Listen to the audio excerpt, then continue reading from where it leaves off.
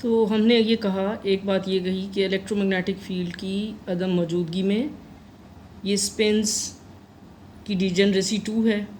इसी तरह अगर मैग्नेटिक फील्ड नहीं है तो फिर हमारे लिए इनकी डायरेक्शन भी अहम नहीं रहती हैं, तो डिजनरेसी 2 है।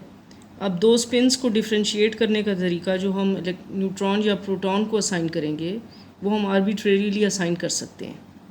मसलन हम कह दें कि पी की स्पिन हाफ है और देन प्रोटॉन की हाफ है और न्यूट्रॉन की माइनस हाफ है।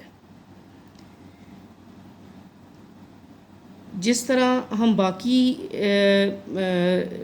एंगुलर मोमेंटम्स के रूल वेक्टर में उबे होते हैं, इसी तरह आइसोस्पिन के भी होते हैं और इस क्वांटम नंबर को हम टी से ज़ाहिर करते हैं और इसका मैग्नीट्यूड और इसी तरह फिर हमारे पास एम टी होगा जिसकी वैल्यू प्लस माइनस हाफ होगी। हाफ जो है वो प्रोटॉन के लिए है और माइनस हाफ जो है वो न्यूट्रॉन के लिए है। मैग्नीट्यूड भी उसी तरह हम डिटर्मिन करेंगे, यानी कि आइसोस्पिन वेक्टर टी की जो लेंथ है, यानी इस वेक्टर की जो लेंथ है that would be equal to t times t plus 1 h cut.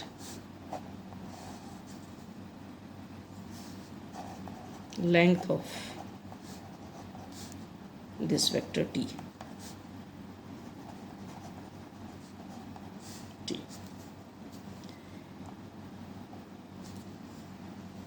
इसी तरह इसका जो component along particular direction at a certain along certain direction है, जिस तरह के हम लेते हैं एंगुलर मोमेंटम के की तरह, ये भी एक ख़ास एक्सिस के अलोंग है।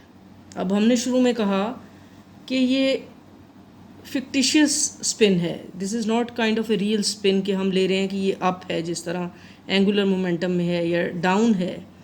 ये हम इसकी रेलिवेंस इसके साथियों के हिसाब से ले रहे हैं। तो फिर इसके लिए हम उस तरह का एक्सिस नहीं लेंगे जो हम लेबॉर्ट्री फ्रेम में लेते हैं XYZ वाला। हम इसके लिए कोई से भी एक्सिस कह देते हैं जिसके 3 कंपोनेंट्स हैं, जिसके 3 कोऑर्डिनेट्स हैं 1, 2 एंड 3। सो ये एक ऐसा कोऑर्डिनेट सिस्टम में है जिसके 3 एक्सिस हैं 1, 2, 3। तो ये हमारा MT जो है this is along T3 axis, along T third axis, जैसा कि वहाँ पर MZ होता है कंपोनेंट या अलोंग Z एक्सिस होता है। अब चूँकि डीजनरेसी इसकी 2 है तो हम अगर और हम तमाम स्पिन्स को अगर ऐड अप करें तो हमारे पास जो वेक्टर सम आएगा वो होगा वेक्टर सम किस चीज़ का, तमाम न्यूक्लियॉन्स की स्पिन्स का वेक्टर सम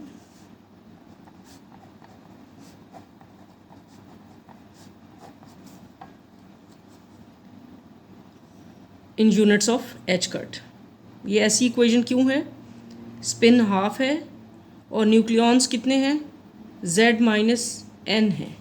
वजह उसकी ये है कि इसकी डीजनरेसी 2 है, एक स्पिन में ये भी है और ये भी है। सो टोटल स्पिन हमारी आइसो स्पिन क्या होगी? T होगी। तो न्यूक्लियर रिएक्शन में जिस तरह मोमेंटम कंजर्व है, एनर्जी कंजर्व है, इसी तरह आइसो स्पिन भी कंजर्व है। मिसाल के तौर पे हम वही चंद रिएक्शंस देख लेते हैं जो हमने पहले किए हैं।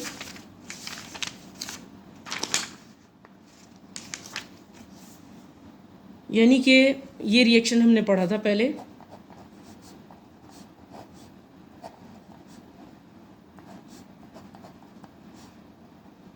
ये क्या बता रहा है कि हाइड्रोजन एटम्स पर जब प्रोटॉन्स फॉल किए हैं तो वो न्यूट्रॉन्स और हीलियम्स में तब्दील हुए हैं। तो ना सिर्फ इनके मैस नंबर रहेंगे constant after and before the reaction, इनका चार्ज कंजर्व रहेगा, एनर्जी कंजर्व रहेगी, बल्कि आइसोस्पिन भी कंजर्व रहेगी। आइसोस्पिन क्या हुई? यानी प्रोटॉन और न्यूट्रॉन की तो स्पिन में हम डिफ्रेंशिएट ही नहीं कर सक रहे। तो अगर प्रोटॉन न्यूट्रॉन में चला गया तो इसका मतलब है कि स्पिन वही रही है before the reaction and after the reaction. इसी तरह इक्वेशन हम ये देख लें,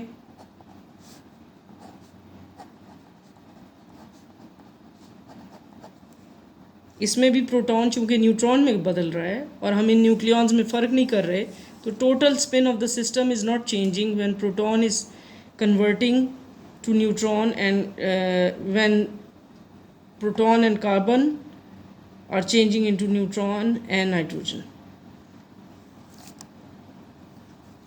So with this we are done with the basic things about nuclear reactions. Next we will learn about fission and fusion.